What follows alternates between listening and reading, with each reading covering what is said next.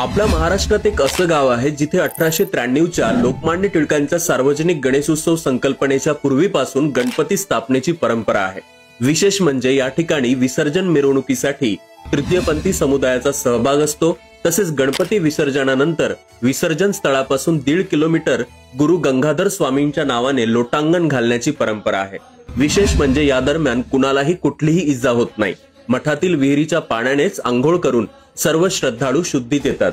अमरावतीवरून सुमारे 42 किलोमीटर अंतरावर मोर्शी तालुक्यातील नेरपिंगळा या गावी इसवी सन 963 पासून गणपती स्थापनेची परंपरा सुरू आहे। विशेष म्हणजे या गावात मठातील गणपती स्थापन करण्यापूर्वी कोणीही घरगुती गणपतीची स्थापना करत नाही। सुमारे 1058 वर्ष पूर्वीपासून येथील हा गुरु शिष्य परंपरेचा गणपती विदर्भ तसेच महाराष्ट्रात प्रसिद्ध आहे। मठाच्या स्थापनेची नोंद प्रवेशद्वारावर आजही अंकित आहे।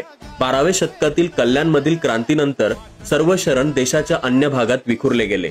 शरणाई आपलं बालबस्व घेऊन येथे राहत असताना बालबस्व अचानक बेपत्ता झाला। शरणाई चिंतित झाल्या, तो परत यावा म्हणून त्यांनी श्री गणेशाची आराधना केली आणि बालबस्व धावत येऊन शरणाईला बिलगला। तो दिवस होता भाद्रपद महिन्यातील गणेश चतुर्थी। तेव्हापासून या मठात श्री गणेशाची स्थापना होऊ लागली असं सांगितलं जातं। त्याच जागेवर विधिवत माती ठेवली जाते। या मातीवर काशीखंड या ग्रंथाचे संस्कार केले जातात आणि त्यानंतर अमरावतीच्या आजने कुटुंबाद्वारे मूर्ती घडवली जाते। हा गणपती नवसाला पावणारा असून सर्व विघ्न दूर करतो अशी भाविकांची श्रद्धा।